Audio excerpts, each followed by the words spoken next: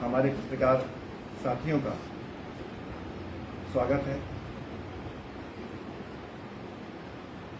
साथियों, आज एक महत्वपूर्ण विषय को लेकर आप सभी के सामने कुछ बातें कहना चाहता हूं।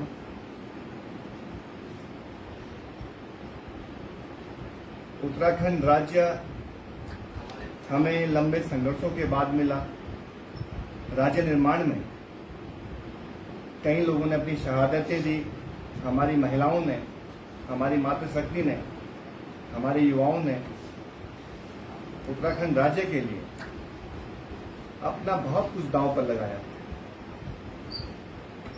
राज्य निर्माण के पीछे जो परिकल्पना थी, जो अवधारणा थी, कहीं न कहीं आज भी वो अधूरे सपने हैं जिसको लेकर राज्य का निर्माण हुआ। इसी को लेकर मेरे जैसे कई युवाओं ने उत्तराखंड क्रांति दल में शामिल हुए। पार्टी के विचार को हमने आगे बढ़ाया, जन जन के बीच हम पहुंचे। पार्टी की जो सोच थी क्षेत्रीयता की, जो पार्टी के मुद्दे थे, उन्हें हम जनता के बीच लगातार ले जाते रहे और इसका पार्टी को बहुत फायदा भी मिला।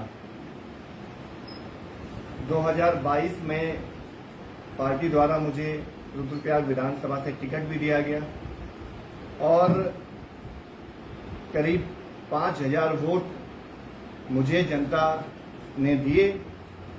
इसके बाद एक भरोसा कायम हुआ यूकेडी के प्रति। हम निरंतर जनता के बीच तमाम मुद्दों को लेकर संघर्ष करते रहे और आज भी संघर्ष कर रहे हैं। लेकिन जिस तरह के हालात दल के अंदर हो गए हैं, जिस तरह की परिस्थितियां दल के अंदर बनाई जा रही हैं और जिस तरह का खेल दल के अंदर चल रहा है, उससे कहीं न कहीं हमें घुटन महसूस हो रही है। कैसे हम दल को आगे बढ़ाएं, कैसे हम इंद्रमणि बडोनी जी के विचारों को आगे बढ़ाएं, कैसे हम डीडी पंत जी की सोच को आगे बढ़ाएं, विपिन त्रिपाठी जी के सपनों को आगे बढ़ाएं, जसवंत सिंह बिष्ट जी ने जो सोचा था उस सोच को आगे बढ़ाएं। आज हम देख रहे हैं हमारा दल सरकार के हाथों की कठपुतली बनता जा रहा है। जब हमें लोग कहते हैं उत्तराखंड क्रांति दल भाजपा सरकार की बी टीम के रूप में काम कर रहा है, बहुत दुख होता है। लोग कहते हैं उत्तराखंड में इतने सारे मुद्दे हैं, जनता के सवाल हैं, आखिर पार्टी इन सवालों को मुखरता से क्यों नहीं उठा रही है? ये सवाल लगातार जनता हमसे पूछती है, लेकिन हम जनता के सवालों का जवाब कैसे दें? अंकिता भंडारी के मुद्दे को आप देख लीजिए, आप बेरोजगारी के सवाल को देख लीजिए, आप मूल निवास भू कानून, स्थायी राजधानी गैरसैंण के सवाल को देख लीजिए। जनता के सवाल हैं, आखिर उत्तराखंड क्रांति दल की चुप्पी क्यों है इन मुद्दों पर? आखिर उत्तराखंड क्रांति दल क्यों सड़कों पर मुखरता से इन मुद्दों को नहीं लड़ रहा है?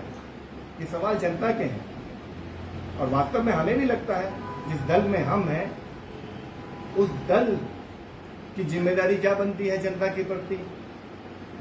आखिर जो दल राज्य निर्माण में जिसकी एक बड़ी भूमिका रही है, जो उसकी विचारधारा रही है, वो से भटकती नजर क्यों आ रही है? आखिर सड़कों पे हमारे दल के नेतृत्व और संघर्ष करता हुआ नजर क्यों नहीं आ रहा है? इसको लेकर बहुत दुख होता है। हमारी एक सोच थी, हमने एक विचार बनाया था क्षेत्रीय अस्मिता को लेकर, जो क्षेत्रीय हमारे तमाम सवाल हैं। भाजपा कांग्रेस पार्टी जिन सवालों का हल नहीं निकाल पाई है, लगातार सत्ता में रहने के बावजूद, हमारे जैसे तमाम युवाओं के मन में विचार था कि हम उत्तराखंड क्रांति दल में शामिल होंगे, इन मुद्दों को लेकर लड़ेंगे, पार्टी के लिए काम करेंगे, पार्टी के लिए माहौल बनाएंगे और किसी भी तरह से पार्टी सरकार बनाए, पार्टी के विधायक बनकर सत्ता में पहुंचे, ये हमारी सोच थी। इसको लेकर हम निरंतर सड़कों पे काम भी कर रहे थे। लेकिन दुख होता है हमें जब हमें अपनी ही पार्टी के अंदर काम नहीं करने दिया जाता है। हम जब भी पार्टी के अंदर अपने सोच को रखते हैं कि हमें इन मुद्दों पे काम करना चाहिए, हमें सड़कों पे लड़ना चाहिए, लेकिन पार्टी के नेतृत्व द्वारा हमारी बिल्कुल भी नहीं सुनी जाती है। अभी कुछ समय पहले हमने जॉर्ज एवरेस्ट मसूरी में जल जंगल जमीन के सवाल को लेकर एक आंदोलन की शुरुआत की, लेकिन दुख तब हुआ जब पार्टी के लोग हमारे साथ खड़े नहीं हुए। और आज हम लोग मूल निवास भू कानून और स्थायी राजधानी को लेकर संघर्ष कर रहे हैं, सड़कों पर लड़ रहे हैं। और इसके पीछे यही सारी वजह हैं। लोग सवाल पूछते हैं और पार्टी के लोग भी ये हमसे सवाल पूछते हैं, आखिर आप दल में रहकर क्यों नहीं इन मुद्दों को उठाते हैं? आपने मूल निवास भू कानून समन्वय संघर्ष समिति क्यों बनाई? तो मैं इसका जवाब इस तरह से देना चाहता हूं। मूल निवास भू कानून के जो मुद्दे हैं वो जनता के मुद्दे हैं। हम इसमें पार्टी पॉलिटिक्स बिल्कुल भी नहीं चाहते थे। हम तमाम उत्तराखंड के लोगों को इन मुद्दों से जोड़ना चाहते हैं। इसलिए मूल निवास भू कानून समन्वय संघर्ष समिति का गठन किया गया और इस समिति के बैनर तले तमाम सामाजिक संगठनों को, तमाम राजनीतिक दलों को, तमाम लोगों को इसमें जोड़ा गया। और आज आप देखिए, समन्वय संघर्ष समिति पर जनता का भरोसा बना और लगातार जितने भी आंदोलन संघर्ष समिति ने किए उसमें हजारों हजार लोग आंदोलन में शामिल हुए। कुछ दिनों से एक घटनाक्रम आप लोग देख रहे होंगे। उत्तराखंड क्रांति दल के कुछ पदाधिकारी लगातार इस बात को कह रहे हैं कि 1 सितंबर को जो गैरसैंण में मूल निवास स्वाभिमान महारैली होने जा रही है, वो रैली उत्तराखंड क्रांति दल के बैनर तले होगी, जबकि उत्तराखंड क्रांति दल की इस रैली में कोई भूमिका नहीं है। उत्तराखंड क्रांति दल ने इस रैली के लिए कोई भी कार्य योजना तैयार नहीं की, न जमीन पे काम किया है। संघर्ष समिति के तमाम पदाधिकारी इस महारैली को सफल बनाने के लिए दिन रात संघर्ष कर रहे हैं, लोगों के बीच जा रहे हैं, लोगों को जागरूक कर रहे हैं। और आज एकदम से उत्तराखंड क्रांति दल के पदाधिकारी द्वारा कहा जाता है कि हम 1 सितंबर को गैरसैंण में महारैली करेंगे।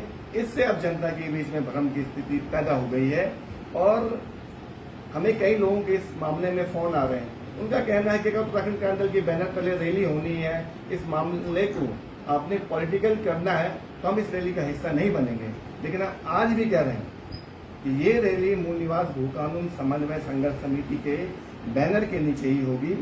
उत्तराखंड क्रांति दल के नेता जो बात कह रहे हैं वो जनता के बीच अभी भी भ्रम की स्थिति पैदा करने के लिए बातें कर रहे हैं। और यही वजह है, यही कारण है